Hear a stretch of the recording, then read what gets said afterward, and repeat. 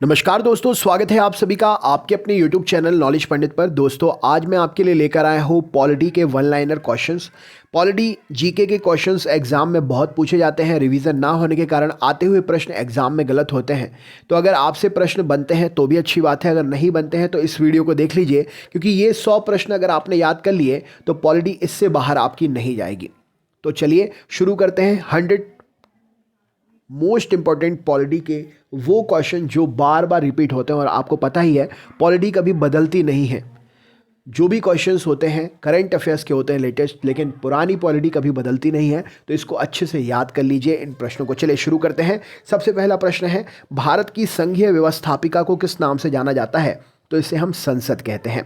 संसद का लोकप्रिय सदन कौन सा है? तो लोकसभा लोकप्रिय सदन है। संसद का स्थायी सदन कौन सा है? तो राज्यसभा स्थायी सदन है। भारतीय संसद किससे बनती है? तो लोकसभा, राज्यसभा और राष्ट्रपति से मिलकर बनती है। भारत में सरकार की संसदीय प्रणाली कहाँ से ग्रहण की गई है? तो ब्रिटिश संविधान से ग्रहण की गई है।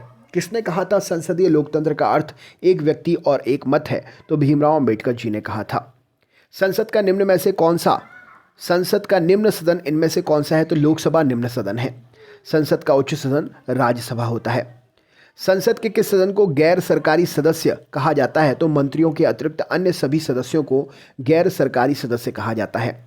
कौन सा एक प्रावधान भारतीय संविधान के अंतर्गत संसद के सदस्यों को विशेषाधिकार तथा उन्मुक्तियों को निर्धारित करता है? तो अनुच्छेद 105 विशेषाधिकार तथा उन्मुक्तियों को निर्धारित करता है।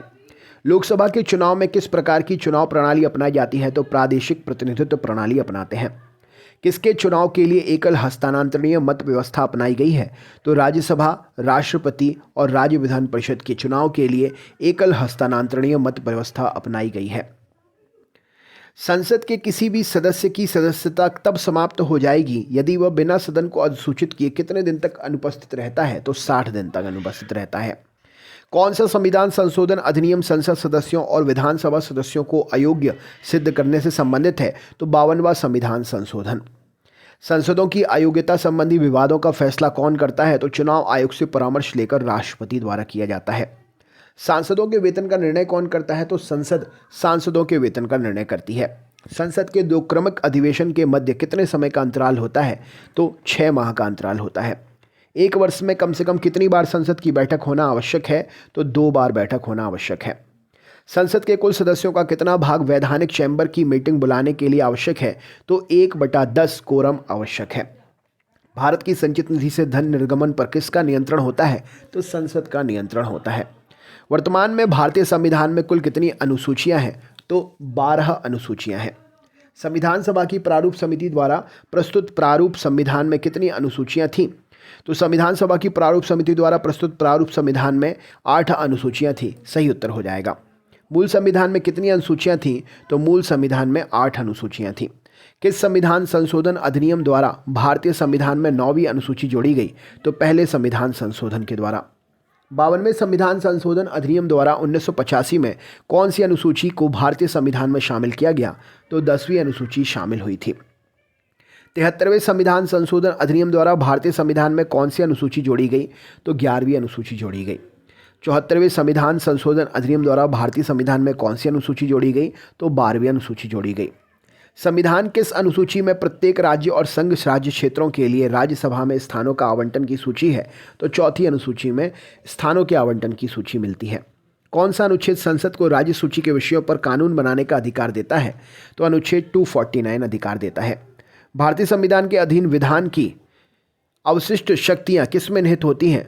तो संसद में अवशिष्ट शक्तियाँ निहित होती हैं। किस विधेयक को संसद में दोनों सदनों द्वारा अलग अलग विशेष बहुमत से पारित करना आवश्यक है? तो संविधान संशोधन विधेयक को। भारतीय संसद की दोनों सदनों की संयुक्त बैठक संबंधित किससे है? तो साधारण विधेयक से संबंधित है। अगला क्वेश्चन है, साधारण विधेयक से संबंधित गतिरोध को दूर करने के लिए संसद के दोनों सदनों की संयुक्त बैठक कौन बुलाता है? तो राष्ट्रपति जी बुलाते हैं। स्वतंत्र भारत में अब तक कितनी बार संयुक्त अधिवेशन हो चुके हैं? तो 4 बार अधिवेशन हुए हैं। संसद के दोनों सदनों की संयुक्त अधिवेशन की अध्यक्षता कौन करता है? तो लोकसभा अध्यक्ष करते हैं। संसद की कार्यवाही में प्रथम विषय कौन सा होता है? तो प्रश्नकाल होता है। संसदीय प्रणाली में कौन सी प्रथा भारत की देन है? तो शून्यकाल है। अस्थायी संसद भारत में कब तक रही? तो 1952 तक रही थी। संसद भवन पार्लियामेंट हाउस का उद्घाटन कब हुआ? तो 1927 में हुआ था। संसद भवन का उद्घाटन किसने किया था? तो लॉर्ड इरविन के द्वारा किया गया था। भारतीय संसद के कितने अंग हैं? तो राज्यसभा, लोकसभा और राष्ट्रपति 3 अंग हैं। भारतीय संविधान के किस अनुच्छेद में कहा गया है कि संघ के लिए एक संसद होगी जो राष्ट्रपति और दोनों सदनों से मिलकर बनेगी? तो अनुच्छेद 79 में ये बात कही गई है। भारत क्या है? तो राज्यों का संघ है।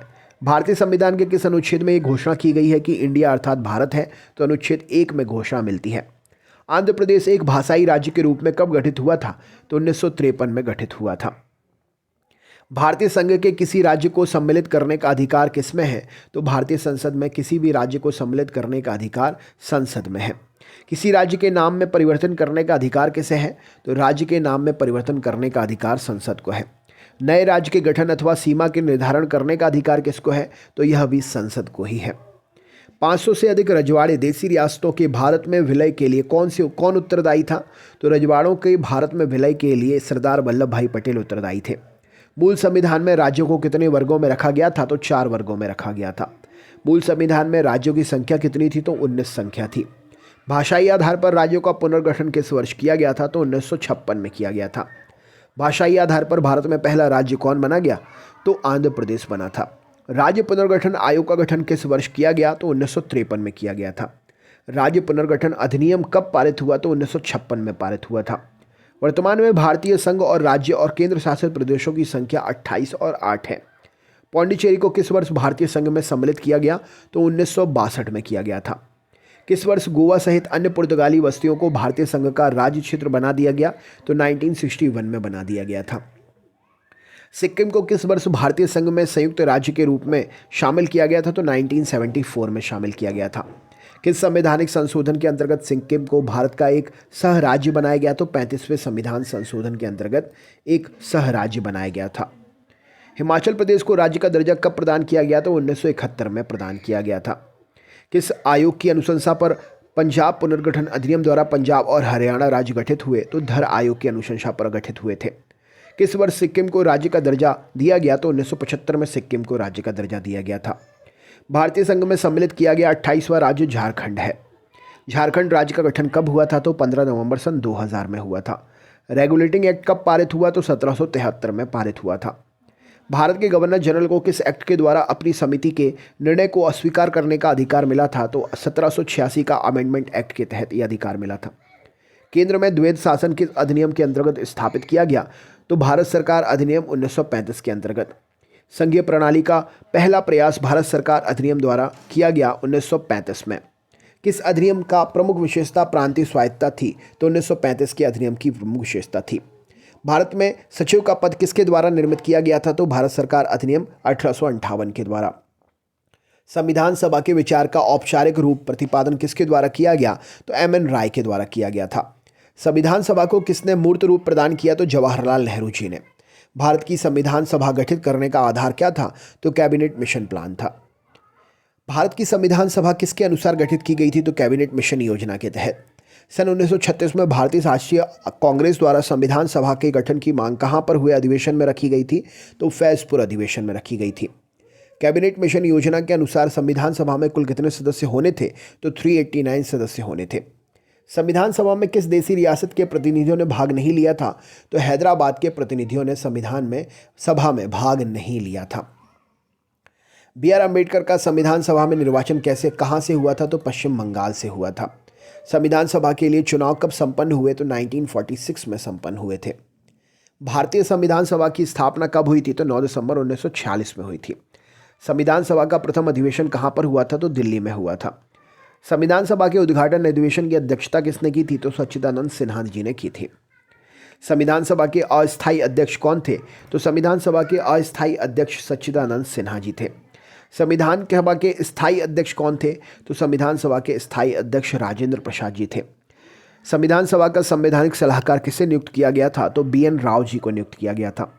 संविधान सभा की प्रारूप समिति नियुक्त कब हुई थी? तो 29 अगस्त 1947 को नियुक्त हुई थी।